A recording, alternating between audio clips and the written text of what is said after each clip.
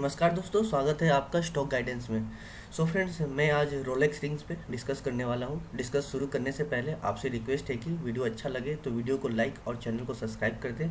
और अगर आप किसी और भी स्टॉक पे या आईपीओ का फंडामेंटल और टेक्निकल डिटेल वीडियो चाहते हो तो कमेंट सेक्शन में कमेंट कर दें। जिस स्टॉक का नाम कमेंट सेक्शन में ज़्यादा होगा मैं उस पर वीडियो अपलोड कर दूंगा। तो चलिए अब वीडियो शुरू करते हैं और सबसे पहले ये जान लेते हैं कि क्या करती है कंपनी। रोलेक्स रिंग गुजरात की कंपनी है। कंपनी भारत और दुनिया के दूसरे देशों में बेयरिंग और दूसरे ऑटोमोटिव पार्ट्स की सप्लाई करती है। Company two wheeler, passenger vehicle, commercial vehicle और off highway vehicle, electric vehicle और industrial machinery, wind turbine, railway जैसे सेक्टर में अपनी सर्विस देती है। रोलेक्स रिंग्स इस आईपीओ से मिलने वाले फंड का इस्तेमाल अपने लॉन्ग टर्म वर्किंग कैपिटल के ज़रूरतों को पूरा करने और सामान्य कॉरपोरेट ज़रूरतों के लिए करेगी। कंपनी के साथ जो पॉजिटिव बात यह है कि कंपनी ने पिछले 3 साल से अपने कर्ज में लगातार कमी की है। नेगेटिव बातों में यह है कि कंपनी के मुनाफे के आंकड़ों को लेकर आशंका है। फाइनेंशियल ईयर 2021 में आय घटी है। मुनाफे भी टैक्स के चलते बढ़ा है। जुलाई 2017 से 2019 के बीच केयर डी रेटिंग रही है जो डिफ़ॉल्ट होने की आशंका बताती है। फिलहाल अभी केयर डबल बी रेटिंग है और कंपनी ने 2013 में डिफ़ॉल्ट किया है। फ्रेंड्स, पर्सनली अगर मुझसे आप पूछोगे या फिर मैं अपना पर्सनल ओपिनियन बताऊं तो लॉन्ग टर्म की अगर बात करते हैं, लंबी अवधि की, तो मैं इसमें कभी भी इन्वेस्ट ना करूं। अभी जो फ़िलहाल मुझे दिख रहा है इस कंपनी की जो हालत, ये जो मुझे समझ में आ रहा है, मुझे नहीं लगता है कि इसमें लॉन्ग टर्म लंबी अवधि के लिए इसमें इन्वेस्ट करना चाहिए। और माय सजेशन कि आप भी इसे कुछ अवॉइड करें, थोड़ा अवॉइड करें, तो कुछ दूर रहें फ़िलहाल जो हालत है। दूसरी एक चीज़ और जो मुझे ये इस पे ध्यान जा रहा है कि ये जो पार्ट्स बनाती है वो उस पार्ट्स को बनाने में स्टील की बहुत ज़रूरत होती है। और स्टील सेक्टर जो ऐसा है उसमें प्राइस का फ्लक्चुएशन बहुत ज़्यादा है, मीन्स कभी कुछ हाई हो जाता है, कभी कुछ लो हो जाता है। तो इस वजह से भी ना कंपनी के जो स्टील बनाने वाली कंपनी होती है उनके बैलेंस शीट में आप देखोगे काफ़ी मूवमेंट रहता है ऊपर नीचे का। तो वो भी एक बहुत फ़र्क पड़ता है इनके बैलेंस शीट पे या फिर कंपनी के स्टेबिलिटी पे, एक ये भी देखने को आपको मिलेगा। और दूसरी चीज़, आप अगर शॉर्ट टर्म की बात करते हैं, छोटी अवधि की बात करते हैं, तो उसके लिए मेरा सजेशन होगा कि अगर आप लिस्टिंग गेन लेना चाहते हो, मीन्स कि 5 से 6 महीने का, ये है आपका छोटी अवधि की बात। अगर आप उसके लिए आप एंट्री करना चाहते हो तो कर सकते हो। और जितना हो सके आप कम से कम मतलब नीचे प्राइस पे मिल सके तो अच्छी बात होगी। वैसे तो ये अभी जब से लिस्ट हुआ है, ये आईपीओ ये जब से आया है मार्केट में, देन ये नीचे ही आ रहा है। तो ध्यान रखिएगा कि जितना नीचे हो सके आपको मिल जाए तो अच्छी बात है। और ये इसमें क्या हो सकता है कि 5 से 6 महीने बस 5 से 6 महीने ही आपको होल्ड करना है, उससे ज़्यादा बिल्कुल भी आप होल्ड मत करना। इसमें क्या होगा, क्योंकि ये आपका ये जब आईपीओ आया था तो इसका इशू साइज 700 कुछ समथिंग करोड़ का था। मैं चेक कर लेता हूँ एक बार। देखिए, ये जो आईपीओ आया था तो इसका इशू साइज था 731 करोड़ का, इसका इशू साइज था। तो ये काफ़ी छोटा इशू साइज है आपका, जिसकी वजह से यहाँ पर आपको ना क्या देखने को मिलेगा कि यहाँ पे जो भी म्यूचुअल फंड वाले या फिर आपके वो एफआई हो गए, डीआई हो गए, जो भी है इस तरह के जो बिग प्लेयर हैं, उनकी एंट्री यहाँ पर होगी अगले से 5 से 6 महीने में आपको एंट्री देखने को मिलेगी अच्छी खासी। तो आपको इन बिग प्लेयर की ना एंट्री अच्छी खासी आपको देखने को मिलेगी। वो इसलिए क्योंकि इसे मैनिपुलेट करेंगे। क्या होता है कि जब भी कोई छोटे इशू साइज की कंपनी आती है, लगभग 2.5 से 3 हज़ार करोड़ के नीचे की जो इशू साइज होती है, वहाँ पे ये लोग बिग प्लेयर लोग जब लिस्ट हो जाती है देन ये एंट्री करते हैं। और कुछ दिन के बाद मीन्स कुछ इसे डिस्काउंट कराते हैं मार्केट में जब आती है, उसके बाद इसे डिस्काउंट कराते हैं, देन वे या उसे फिर ऊपर की ओर ले जाते हैं। देन आप कम से कम आपको 50 से 60 या फिर 100% या 200%, कुछ भी, मतलब आप मान के चलो कम से कम 50% का तो आपको प्रॉफिट देखने को आराम से मिल जाता है।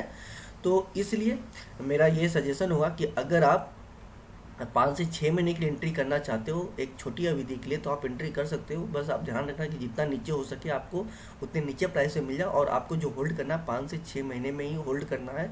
देन आपको 50%, 60%, 70% कुछ भी प्रॉफिट जितना भी मिलता है तो आप इसमें प्रॉफिट बुक करके निकल जाना। और एक चीज़ आपका सजेशन होगा ये भी आपके लिए कि आप इस पे हेवी क्वांटिटी पे मत पोजीशन बनाना, छोटा क्वांटिटी रखना कि इनकेस कल को कुछ हो जाए, मीन्स कहीं आप फंस जाओ इस स्टॉक में, तो आपको ज़्यादा प्रॉब्लम ना हो, आपको ज़्यादा रिग्रेट ना हो इस स्टॉक में।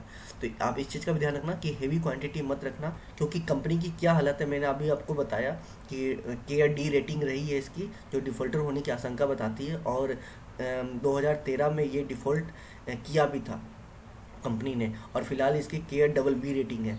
तो ये आप बहुत ही मतलब कि ये तो बहुत डेंजरस चीज़ है, ये मीन्स यहाँ तो बहुत ज़्यादा जोखिम वाली बात है। देन अभी हम लोग ये भी चेक करेंगे, फंडामेंटल और भी चेक करेंगे, देन वहाँ भी और क्लियर होगा कि कंपनी की क्या हालत है। चलिए अब चलते हैं, कुछ फंडामेंटल और भी चीज़ें चेक कर लेते हैं कंपनी के। तो देखिए शेयर होल्डर की होल्डिंग की बात करते हैं। तो जो प्रमोटर की होल्डिंग है वो तकरीबन आपकी यहाँ पर 57.64% आपकी बता रही है, यहाँ पे शो कर रहा है। और म्यूचुअल फंड वालों ने 6.96 यहाँ पर परसेंटेज है इनका होल्डिंग, और FI ने 3.4 का इन्होंने होल्डिंग ले रखा है।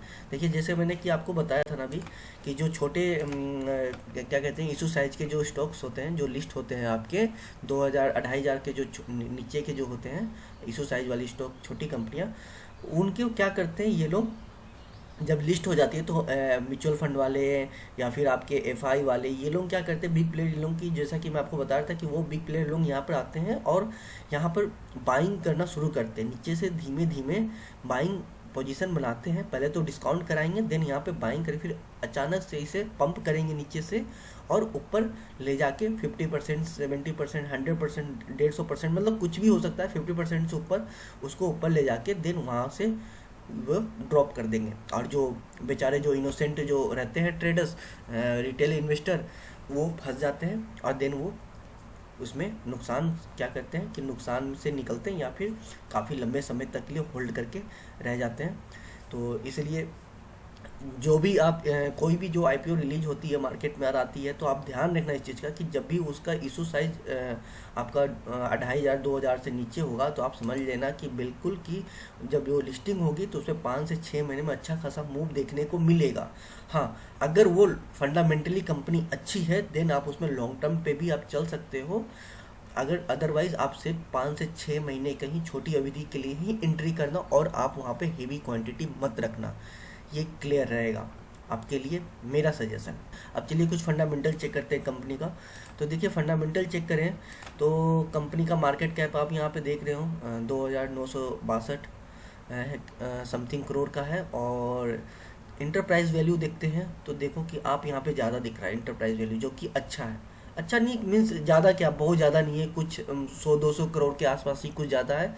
तकरीबन मान ले तो 200 करोड़, 200-250 करोड़ के आसपास ही ज़्यादा यहाँ पे इंटरप्राइज वैल्यू देखने को मिल रहा है मार्केट कैप से। तो इतना ही देखने को मिल रहा है। उसके बाद बात करते हैं PE की, तो 34 का PE है। और सेक्टर PE इसका जो आपको मिलेगा, अगर सेक्टर PE यहाँ पर देखें तो यहाँ पर सेक्टर PE नहीं है।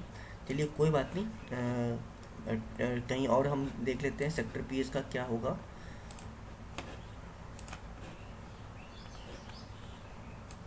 तो PE की बात करें तो 34 का PE है इस स्टॉक का, रोलेक्स रिंग का। और जो सेक्टर PE है 58 का। तो सेक्टर PE जो रेशियो है तो काफ़ी छोटा है सेक्टर PE से, तो कम है मीन्स, तो ठीक है, ये ठीक है, चलेगा, कोई बात नहीं, ओके है। और उसके बाद PB की बात करें, प्राइस बुक की बात करें तो देखते हैं 6.65 है, ये तो काफ़ी कम है। तो अगर देखा जाए तो आपका जो ये है बुक वैल्यू है 163 का बुक वैल्यू है, और प्राइस जो चल रहा है 1088 रुपीज़ के आसपास चल रहा है। तो यहाँ पे साफ दिख रहा है आपको कि आप काफ़ी ज़्यादा महंगा है स्टॉक अभी। तो हो अगर आप इस पर एंट्री करना चाहते हैं छोटी अवधि के लिए तो आप इसे और नीचे आने दें, जितना नीचे हो सके वहाँ नीचे पे बाइंग करें पोजीशन को, उतनी अच्छी बात होगी आपके लिए। कैश की बात करें, कंपनी के पास कैश कितना है, तो कैश 10 करोड़ 10.5 करोड़ के आसपास है। और डेट की बात करें तो डेट काफ़ी ज़्यादा है, तो सीधा यहाँ पे समझ में आ रहा है कंपनी के पास डेट ठीक ठाक है, काफ़ी अच्छा डेट है। कैश के अकॉर्डिंग अगर कंपेयर करें तो कैश काफ़ी कम है और डेट काफ़ी ज़्यादा, उसके अकॉर्डिंग कंपेयर करें तो काफ़ी ये ज़्यादा है दिख रहा है। यहाँ पे आरओई की बात नहीं करेंगे, वो इसलिए नहीं करेंगे क्योंकि यहाँ पे डेट है। किसी भी कंपनी के पे अगर डेट होता है तो हम वहाँ पे आरओई नहीं चेक करते हैं, आरओसीई चेक करते हैं। ठीक है, आप इस चीज़ का ध्यान रखना। किसी का फंडामेंटल का जब आप चेक कर रहे हो तो अगर डेट है उस कंपनी पे तो आरओई ना देखें, आरओसी देखें। हाँ, अगर डेट नहीं है देन आप आरओई देखिएगा, आरओसी मत देखिएगा। वो क्यों, ये मैं किसी और वीडियो में बता दूंगा कि आरओई और आरओसी में क्या डिफरेंस है, क्यों देखते हैं, या फिर अगर आप चाहो तो किसी और की वीडियो भी जाके देख सकते हो, समझ सकते हो, तो आपको समझ में आ जाए कि मैं क्यों ऐसा बोल रहा हूँ। सो फ्रेंड्स, मुझे फंडामेंटल भी कुछ खास देखने को नहीं मिल रहा है, कंपनी काफ़ी वीक दिख रही है फाइनेंशियली और एफिशिएंसी भी बहुत मुझे पुअर दिख रहा है यहाँ पे, जो कि मुझे सही नहीं लग रहा लॉन्ग टर्म के लिए। चलिए अब कुछ टेक्निकल देख लेते हैं कंपनी का ग्राफ, और वहाँ पे समझ लेते हैं कि अगर किसी को एंट्री करनी है तो किस अवधि में एंट्री करनी है। सो फ्रेंड्स, ये रहा टेक्निकल ग्राफ आपका रोलेक्स रिंग का। तो ये आप जो देख रहे हो अभी जो प्राइस है, जो इसने क्लोज दिया फ्राइडे को, यहाँ पर दिया है 1092 के पास इसने क्लोज दिया है। और अगर आपको यहाँ पे छोटी अवधि के लिए मीन्स 5 से 6 महीने के लिए आपको एंट्री करनी है तो आप क्या कर सकते हो, जितना नीचे हो सके, मैं तो कहूँगा इसके नीचे 1000 से, ये है ना 1050 है, इसके नीचे भी अगर मिल जाए तो अच्छा होगा। अगर ना मिलता है मीन्स जितना हो सके नीचे, कुछ इस रेंज में या फिर कुछ इस रेंज में मिल जाए, जितना नीचे हो सके मिले उतनी अच्छी बात होगी। सो फ्रेंड्स, अगर किसी ने आईपीओ में इसे होल्ड करके रखा है तो उनके लिए मेरा सजेशन होगा, माय ओपिनियन, कि आप इसमें से जितनी जल्दी हो सके आप निकल जाएं, ज़्यादा लंबे समय के लिए होल्ड ना करें। बाकी ये जो भी मैं है ये मेरा पर्सनल सजेशन होगा। आप अपना कुछ भी डिसीजन लेने से पहले अपने फाइनेंशियल एडवाइज़र या फिर आप अपने लेवल पे इंक्वायरी करके ही आप डिसीजन लें। और उम्मीद है ये मेरी छोटी सी कोशिश आपके कुछ काम आएगी। वीडियो अच्छा लगे तो लाइक करें, चैनल को सब्सक्राइब करें।